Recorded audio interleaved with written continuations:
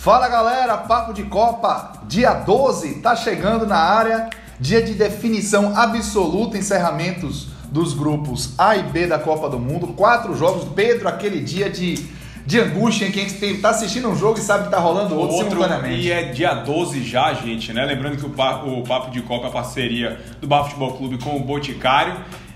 Já começa a dar um pouquinho de saudade, já começa a ficar angustiante, mas também começa a ficar bom, porque agora é definição. É mata-mata. Como diz Jardel, dá vontade de ter 2 olhos, né? Pra ver um em cada... bicho, até faltava respirar. A respiração, né? Precisava de mais de 2 pulmões para poder aguentar o que foi esses jogos hoje de Uruguai e Rússia, Egito e Arábia Saudita, e principalmente os jogos da tarde, entre Irã e Portugal. Quase que a gente tem um crime. Que drama, o crime tava desenhadíssimo. E também entre Marrocos e Espanha. Antes da gente começar, mandar um abração pra Denilson, ele que é agente ali do Bradesco, fazendo logo um merchan pro Bradesco. O Bradesco escolhe com a gente ali do Guatemi. E você vai ser sempre titulado, vai ser bom. Exatamente. Rapaz, eu entrei na agência do bancário hoje, aí fui sacar um dinheiro rapidinho. Bicho, quando eu entrei na agência, o cara...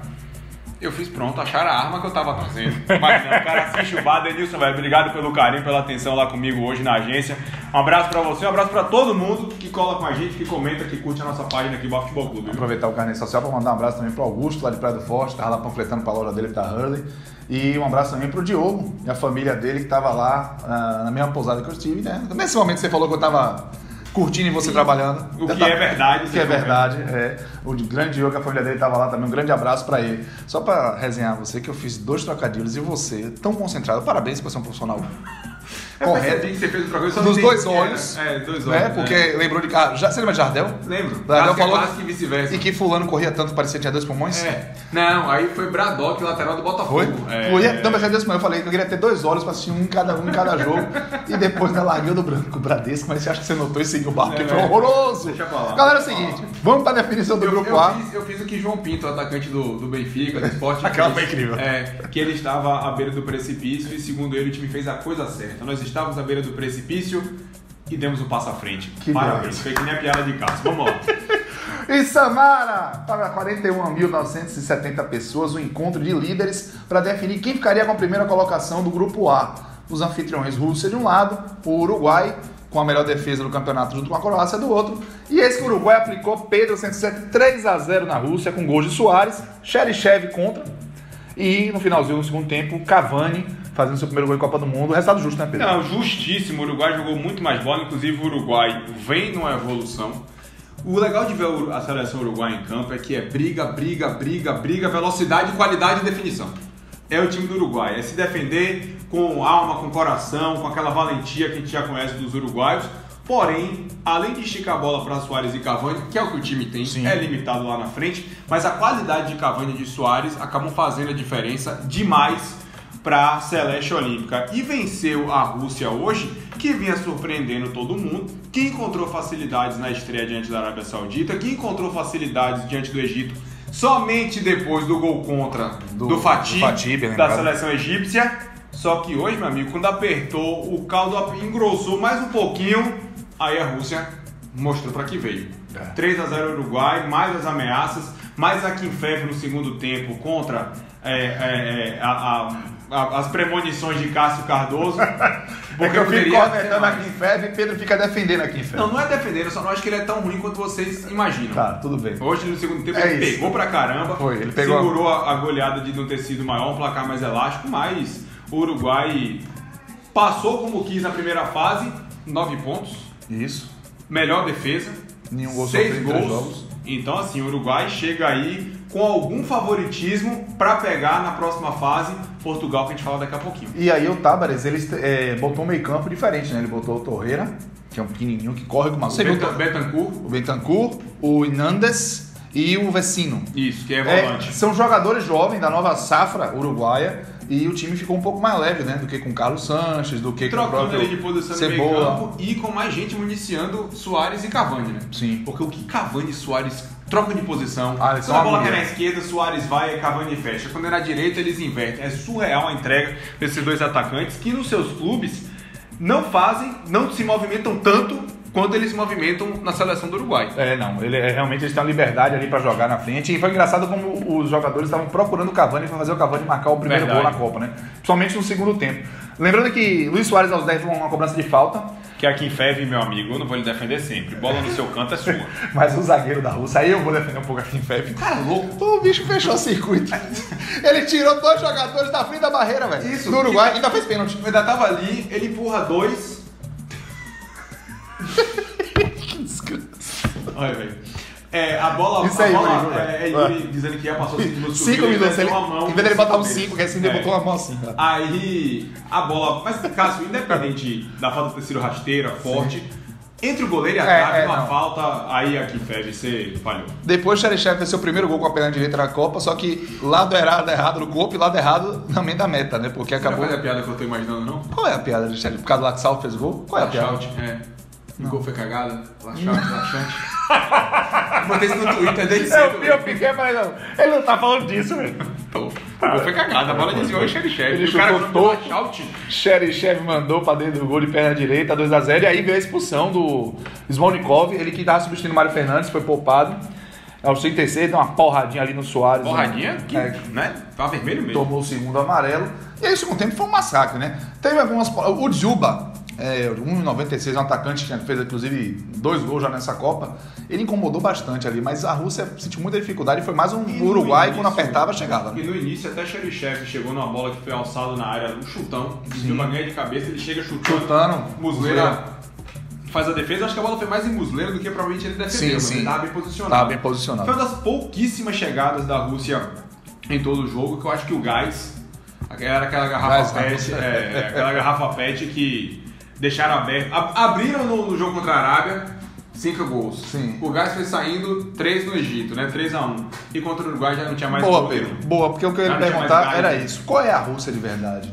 Acho que a Rússia de verdade você pode misturar que jogou contra o Egito e contra o Uruguai e vai dar a Rússia, porque não é um time todo ruim. Tem alguns talentos individuais. Os caras correm muito, né? Os 3 que mais correram na primeira fase aqui, sim.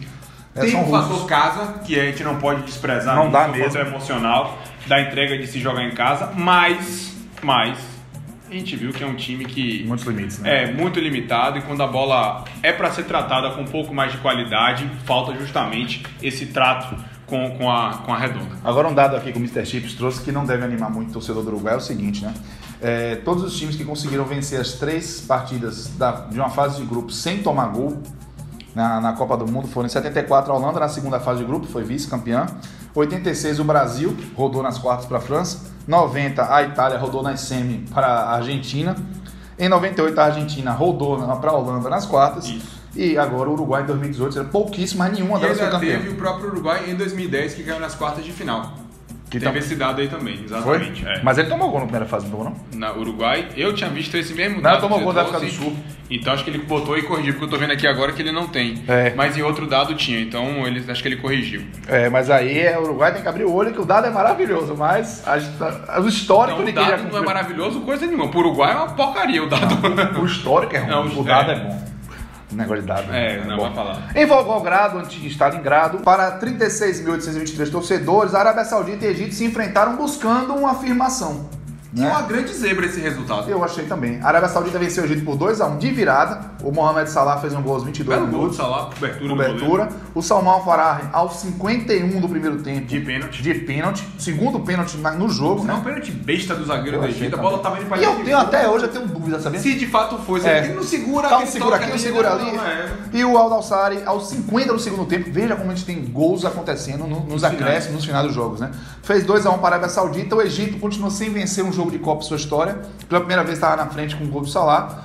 Mas ficou uma sensação de decepção, né? Eu achei que o Egito pudesse ganhar esse jogo. Eu acho o seguinte, eu acho que a gente acabou até fazendo a meia-culpa. Eu acho que muita gente, assim como eu, apostou no Egito por conta do fator Salah. Verdade, você tá certo. Só que Salah sozinho, gente, ele é um grande jogador, se mostrou isso no Liverpool, mas dentro de um conjunto do Liverpool. Olha Sané, lá em Senegal também, tá sofrendo para jogar sem um conjunto bem arrumado por trás deles dois.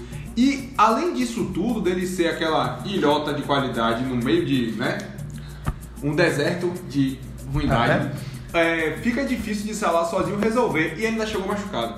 E Salah sozinho, não tá sozinho nem em anúncio de publicidade de imóvel, né? Quarto, né? Essa é quarto e sala, 3 quartos e sala, 2 salas, sala de estágio, nunca tá o Salah sozinho. Então, não ia dar. A não ser sala comercial. Mas tem um comercial pra dizer, é sala comercial. Sozinho não tá. Você quer vir em sala, lá no vendedor da sala comercial. E aí é o seguinte, Pedro, tivemos um recorde muito interessante, né? O El Haddari, o goleiro do Egito. Isso. O jogador mais velho a entrar em campo na história da Copa do Mundo, com 45 anos, e ainda pegou pênalti. Ele passou o Mondragon, goleiro da Colômbia, que também que ostentava esse recorde, e ele pegou bem nas chances de... Sim. Porque nos 2 gols ele não A teve galera culpa. chegou, a Arábia E Saudita no lance do pênalti ele defendeu, ainda contou com a bola que bateu no travessão. Então ele não só é o goleiro mais velho, como o jogador mais velho, o goleiro mais velho, como o goleiro mais velho a pegar um pênalti em Copa do Mundo. Que isso aí vai ser difícil. Pois é. Não é um dado fácil de uma história fácil de mudar. Lembrando que a gente segue, o Salah não comemorou o gol porque tá Chateado com a Federação Egípcia. E uma curiosidade, 2 técnicos argentinos, né, se enfrentando em um jogo que envolvia uma equipe africana e uma equipe asiática, o Hector Cooper do lado do Egito e o Antônio Pires da Arábia Saudita. E essa Saudita. vitória da Arábia acaba com o tabu dos árabes de não vencerem um jogo em Copa do Mundo desde 1994. Foi o gol de Al-Irã? Eles vinham Bélgica 1 a 0, eles vinham 1 a 0 na classificando e tomando porrada, e sem vencer nada, e voltando pra casa só com a mala cheia de gol. Dessa vez vão levar 3 pontos.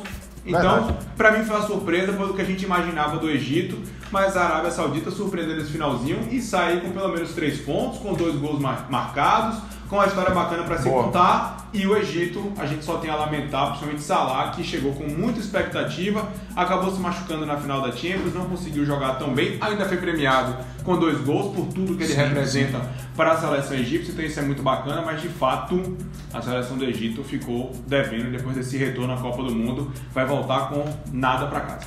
E a Arábia Saudita fez seus golzinhos de Copa, não vai sair zerada, Pedro. E aí, no final, temos o grupo A encerrado. Uruguai 9 pontos, Rússia 6 pontos, Arábia Saudita 3 pontos, Egito nenhum ponto. Pra mim, ideológica. Salvo né? Arábia Saudita e Egito, eu acho que pudesse ser justamente o contrário. E é engraçado que a gente até, pela bagunça ali das primeiras rodadas, parecia até que podia ter uma surpresa, o Egito em segundo lugar, né? Mas realmente deu a lógica. Acabou dando a lógica no final. Uruguai em primeiro, Rússia em segundo. Esse foi o grupo A definido. Vai dar um peito no coração, vai trazer jogo de grupo A. Porra, ficar acabando. Bom, 3 horas da tarde, não faltou emoção também, gente. Porque o grupo B, que tinham 3 equipes, 3 seleções disputando 2 vagas, 2 jogos muito complicados. A gente começa pelo jogo de Saransk para 41.685 pessoas. Irã 1, Portugal 1. Quaresma aos 45 do primeiro tempo fez um golaço, o Pedro vai falar já. E o Karim Ansarifado aos 48 do segundo tempo de pênalti. Melhor com essa cara não, que eu pronunciei certo. Aos 48 do segundo tempo, empatou o jogo para a equipe iraniana, deixando aquele pinguinho de esperança e fazendo o crime chegar pertinho, né, Pedro? Rapaz, Irã teve a oportunidade de mandar Portugal para Lisboa. No finalzinho, o atacante era para bater cruzado, ele acaba batendo desequilibrado e chuta para fora, o Medi, exatamente. E assim, deu a lógica, porque Portugal passou, Espanha passou, mas com doses extras de emoção, graças à luta inigualável da seleção iraniana. Pra mim, o Irã, beleza, não se classificou, mas por tudo que demonstrou, é a surpresa da Copa, na fase de grupos. Lógico, até aqui, certo, gente? Beleza. Sim. Mas até aqui o que demonstrou o Irã, aquele jogo contra a Espanha, o que eles se defenderam... Rapaz, e hoje contra Portugal, pressionou a seleção portuguesa, deu ver a hora do caldo entornar para Cristiano Ronaldo e a seleção de Portugal, né, que são 2 coisas diferentes. Porque é o seguinte, Portugal começou um pouco melhor, aos poucos o Irã foi se defendendo, irritando os portugueses, tentando chegar e crescendo. Dava suas estocadinhas lá na frente. Começou a sair um pouquinho de trás, tem uns passos aqui. Teve uma cabeçada que o Patrício pegou, lá deu uma escapadinha. Eu vou ali, uma falta cobrada na área, eles iam chegando até aqui. Eu quero que a lógica explique como é que Quaresma pega na bola com aquela força, daquele jeito, naquela posição. E ele tinha tentado um pouco antes. E tinha errado. Mas dessa vez ele conseguiu. A tabela ali, muito bem feita pelo lado direito, ele recebeu de... Ele que começou como titular a primeira vez na Copa. Isso, a gente vai falar disso já. Ele e o André Silva foram titulares. Ele foi no lugar do Bernardo Silva, o André Silva no lugar do Gonçalo Guedes. Isso. Ele tava diagonal pra meta. Ele bate de 3 dedos com a perna direita, ele tava do lado direito. O pé dele faz assim, ele bate na bola... E a bola sai com força e direção, e bicho. Com efeito, e sobe e desce. É um negócio... E o goleirão do Irã é um goleiro alto e bom. Não teve... É bom goleiro, Não é. Não? Você dizer que a Akinfeev é ruim, dizer que o goleiro do Irã é bom. Controvérsia. Pelo amor de Deus. E outra coisa, Quaresma não é... para quem não acompanha aí a carreira dele, ele já fez isso muitas vezes no Porto. Tá fazendo isso ainda no Besiktas. É um jogador que essa jogada é característica dele, tanto no cruzamento. Sim, bate muito bater pro gol. Bate chaleira muito bem também na bola. Ele tem... Mas é a primeira Copa dele, né? Eu tava assistindo o jogo hoje na fisioterapia, porque eu tô com o joelho lenhado. Eu olhei assim, fiz, rapaz, inveja, né? De um joelho forte, de um tendão que aguenta uma pancada dessa. Golaço. Fez 1-0. Começou o segundo tempo, e aí as emoções estavam guardadas de fato pro segundo tempo. Logo aos 8 minutos, o primeiro lance polêmico, o Cristiano Ronaldo foi abalroado. Não, foi pênalti. Dentro da área. Total. E o árbitro, o Henrique Cáceres Villafane, do Paraguai... E foi muito mal no jogo. Ele pediu pra ver o VAR. Viu?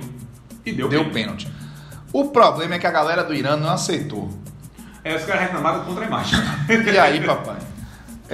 A partir daí o jogo ficou muito nervoso. O Cristiano Ronaldo bateu, o goleirão do Irã pegou. O Cristiano Ronaldo bateu mal o pênalti, nem no canto foi. Tudo bem que a única maneira de Cristiano Ronaldo fazer aquele gol ali fosse se o goleiro tivesse caído pro outro lado. Sim. Porque ele bateu mal. E aí começou o drama de Portugal, porque o Irã sentiu a confiança, sentiu aquele axé. O pênalti não entrou, tamo vivo. E aí, meu irmão, babado, confusão e gritaria, toda a bola na área eles queriam um pênalti, se jogava. Jogadas muito ríspidas. Queiroz, olhando pra cima como se a árbitro de vida estivesse ali. Quando se ele fosse alado, ele ia lá. Ele ia bater asa pra chegar lá. E aí foi pênalti, né, Pedro, pra você? Em Cristiano Ronaldo? Sim. Foi. E aí o lance que quiseram a expulsão do Cristiano Ronaldo, na chegada que ele deu aquele tombinho ali. Teve o VAR também pra isso. Teve um braço ali, mas desnecessário. O amarelo foi de bom tamanho. Mas Cristiano Ronaldo riu de alívio ali. Ele riu fingindo que tava chateado, mas ele tava aliviado. O olho dele tava esbugalhado assim, velho. Abriu. Amarelo. Amarelo. Posso soltar. Exatamente. Mas tiveram alguns lances. Quaresma deixou uma besteirinha também. Que mereciam um olhar do árbitro de vídeo. Sim. E foi isso que a comissão técnica do Irã, principalmente o Carlos Queiroz, estava reclamando. Por que lá olharam e aqui não olharam? E é o seguinte, gente, não culpem o árbitro de vídeo. Porque o árbitro de vídeo ele é operado por humanos. Isso! Os humanos, olhando as imagens, cada um vai olhar diferente de um jeito. Teve gente que vendo as imagens não achou pênalti Cristiano Ronaldo. Eu acho um absurdo. Mas a pessoa que tá achando que eu e Cássio estamos olhando pênalti vai achar que o absurdo é nosso. Então assim, o árbitro de vídeo ele dá um recurso. A opinião final são de humanos que, mesmo olhando aquilo ali que a gente está vendo, podem ter uma visão distinta. Então parem de criticar o árbitro de vídeo, porque até com a imagem na nossa cara ainda vai ter polêmica. Eu não vou mentir, quando o cara tá lá olhando essa voz, que porra que esse cara vai fazer? Aí ele sai e o árbitro tá gostando, viu? Tá gostando. Aquele suspense, todo mundo vai pra ele, vai. E vai. Engraçado demais, velho. Pois é. Bom, de tanto insistir, de tanto pressionar, veio o toque na mão. Pênalti. Cedric, né? Teve um amigo meu, Pedro Cunha, meu xará, pede um abraço pra você. Vou até mandar esse link pra ele, que ele tá lá na Rússia curtindo. Boa. Ele falou, velho, mas isso é um pênalti de mandrake. Cabeceou, braço aberto, bateu na mão, aumentou o espaço, é pênalti. Você pode discordar da recomendação da FIFA. Mas é a regra. É a regra. Você vai brigar com... É que tem gente que reclama, poxa, mas o regulamento esse ano do campeonato tá ruim. Vai brigar com o regulamento, jovem? Pelo amor de Deus, aquela coisa. Jogador absurdo, o jogador ir comemorar com a torcida e tomar cartão amarelo. O árbitro está aplicando a regra, ele tem que reclamar da regra. O árbitro é aplicar a regra. Exatamente. Acabou. Reclame da regra, dos velhos que fazem a lei lá do International Board, que estão na hora já de mudar um pouco. Pra mudar uma regra, você tem que torcer pra que essa regra que você não gosta prejudique a Inglaterra. Aí muda. Exatamente. Aí a história conta isso. Mas você reclamar do árbitro que simplesmente aplicou a regra, não. Pênalti, e aí o camisa 10 do Irã... O carinha Ansarifado. Ele mesmo. Bateu bem pra caramba. Rui Patrício foi no canto. Foi na gaveta. Mas foi na gaveta. Golaço. E depois disso, meu amigo, o crime tava todo carimbado, tava datilografado. Bola bateu na zaga, sobrou pro medido, lado esquerdo. Se ele bate cruzado e alto, ele faz o gol. O negócio que ele tava meio desequilibrado, a bola bateu na rede do lado de fora. Pronto, atendimento de Lisboa tá assim. Rapaz, mas o torcedor lusitano, que tá do outro lado, que vê aquela bola bateu na rede, jogou cerveja no chão, se ajoelhou. Tá chorando até agora. Tá, porque se o Irã ganhasse... Era Irã e Espanha que avançariam, meu amigo. Até porque o outro jogo tava tendo gol no final também, tava aquele suspense, quem vai, quem não vai, a Espanha ficou ameaçada. O fato é que Portugal sem convencer, não fez um grande jogo. Eu ia perguntar isso, o Quaresma era em cima no lugar de Bernardo Silva e Gonçalo Guedes. Mudou muita coisa, Pedro? Eu acho que poderia colocar Quaresma e Bernardo Silva com Cristiano Ronaldo lá na frente. Boa. André Silva e Gonçalo Guedes no banco. Eu achei que Mas André Quaresma Silva jogou e Ronaldo eles mais brigaram praticamente pelo mesmo espaço. Mas o Quaresma pode jogar na ponta com o Cristiano Ronaldo mais centralizado. Eu Aí acho você abre espaço para o Bernardo Silva entrar dentro de campo. Porque o que aconteceu com Portugal é que eles jogaram com um time um pouquinho mais ofensivo, mas com 2 atacantes lá dentro, o Cristiano Ronaldo se movimentando um pouco mais e o André Silva, meu amigo. André Silva apagadinho.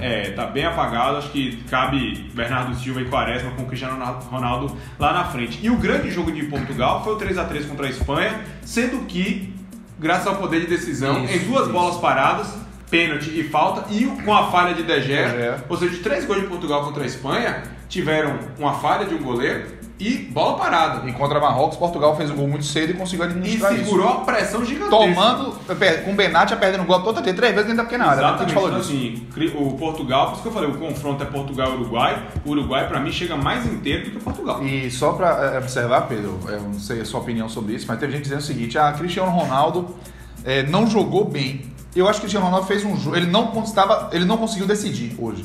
Pra mim foi isso. Teve até o pênalti que ele acabou perdendo. Mas ele teve um nível de participação parecido com o que teve nos outros jogos. Só que naqueles jogos ele botou a bola pra dentro. O problema é que ele sozinho também não vai conseguir a regularidade. Seleção, não. Pra mim o que ele foi irregular não foi o desempenho durante o jogo. Que ele participou, deu passe, tentou jogar individual, mas foi na hora de botar a bola pra dentro do gol que ele errou o pênalti.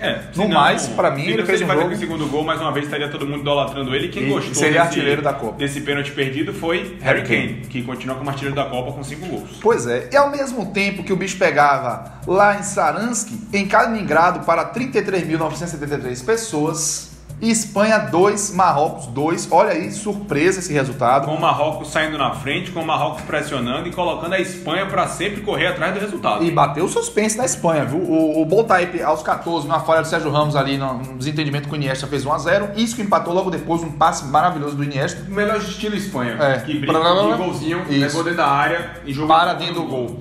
Depois o Enes Ri, de cabeça, botou 2-1 para a equipe Marrocos, já no segundo tempo, aos 26. E o Iago Aspas, jogador do Celta, bom talento, de letra com o VAR tendo que mostrar que de fato ele não estava impedido para colocar a Espanha nas oitavas de final da Copa do Mundo. Na liderança, gol aos 46 minutos do segundo tempo. Olha, de novo, gol nos acréscimos decidindo o jogo. E quando eu digo decidindo o jogo, é mudando o placar, mudando quem é o vencedor, se dá empate. Dessa vez foi o empate da Espanha.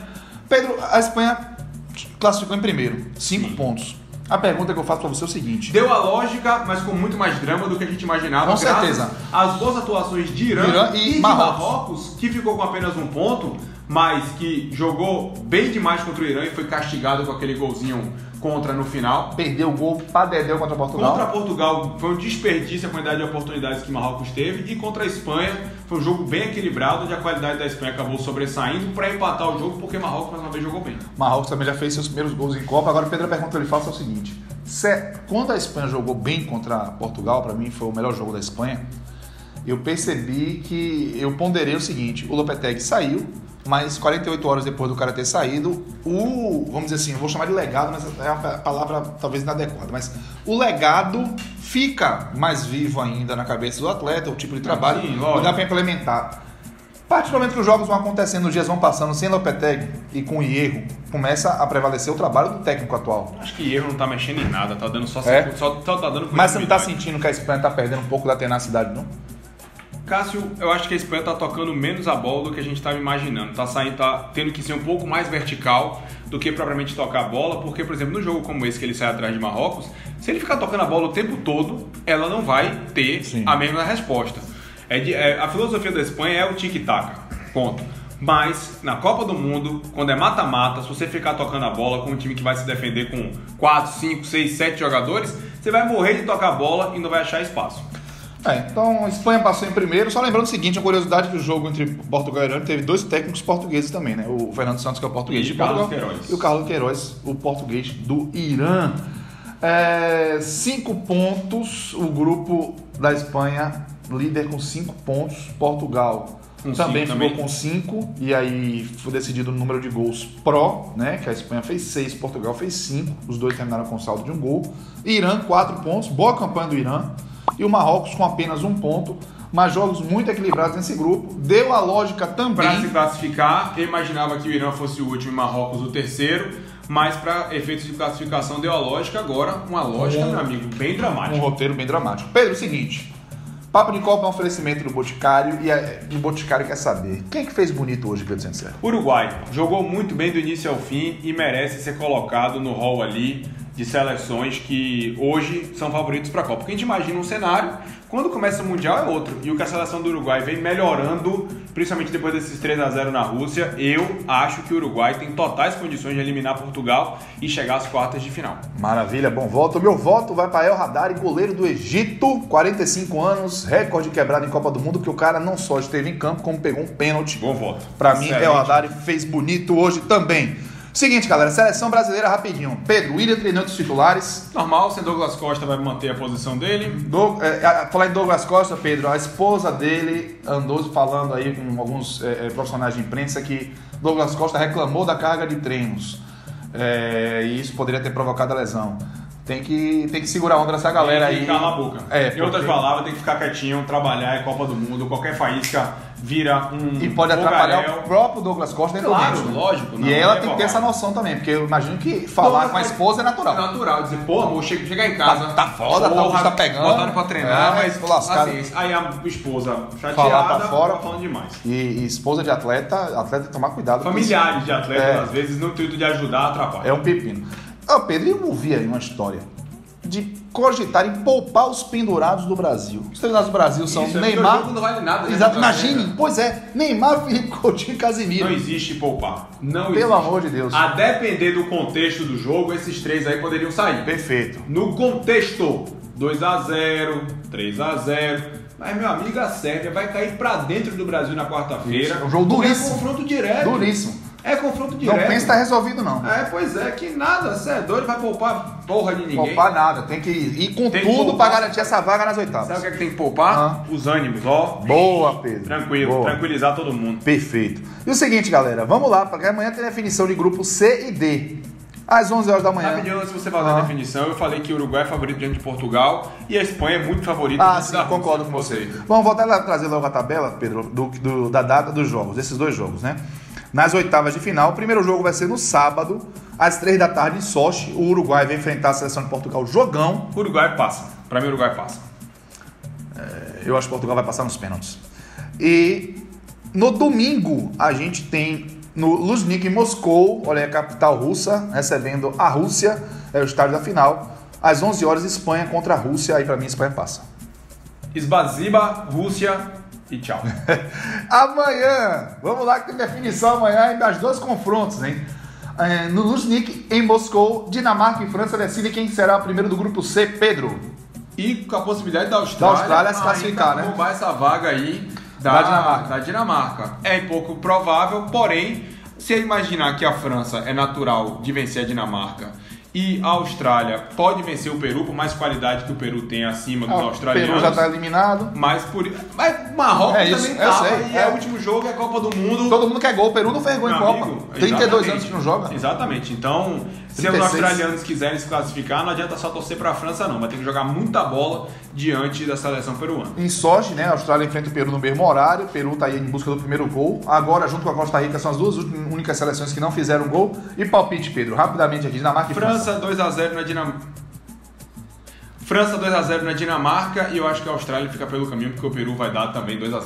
2-1 França na Dinamarca pra mim e pra mim Peru 1, Austrália 0. E aí, Yuri, se você conseguir um tango, meu jovem, bote pra tocar. Bote o tango, agora bote aquele dramático. Carlos Gardel na veia. Porque amanhã é dia de choro e ranger de dentes na capital portenha, Buenos Aires. A Argentina fica na primeira fase. Pedro já cravou. Você viu Mascherano dando o time pra Sampaoli? Foi? Você não viu, não? Não Eles sentados na arquibancada e Mascherano... Professor, a gente vai jogar assim, com um caderno e Mascherano, pá, aqui, assim, assado. O senhor vai ficar no banco, aí, caladinho. Aí tinha, ouvi no Twitter assim, e acaso vocês não poderiam ter feito isso num lugar mais reservado? É verdade. Parece que Di Maria volta, Enzo Pérez volta, Banega volta... Higuaín pode ser titular. Só não entendi Agüero ser desse time. Tá sempre porque teve uma resposta atravessada, né? Não tô justificando, não. Pra mim não tá errado, mas enfim. Os argentinos resolveram fazer um motim, eles que vão tomar conta da seleção e a Sampaoli vai estar ali só de maneira proforme, é o que os jornais indicam, Clarim principalmente batendo nessa tecla, e que São Já Paulo começaram a culpar a imprensa. só não foi demitido por conta da multa exorbitante de 16 milhões de dólares que a Federação Argentina, que está completamente quebrada sobre investigação e o Diabo a 4, não tem condições de pagar. Então, fora isso, o São Paulo vai estar ali no banco. Vai ser muito interessante ver a reação dele. Se ele vai ficar no banco sentado, se ele vai querer fingir que está organizando alguma coisa, se os jogadores vão respeitar. Nigéria e Argentina em São Petersburgo, às 3 da tarde. E a questão é a seguinte: o empate elimina a Argentina.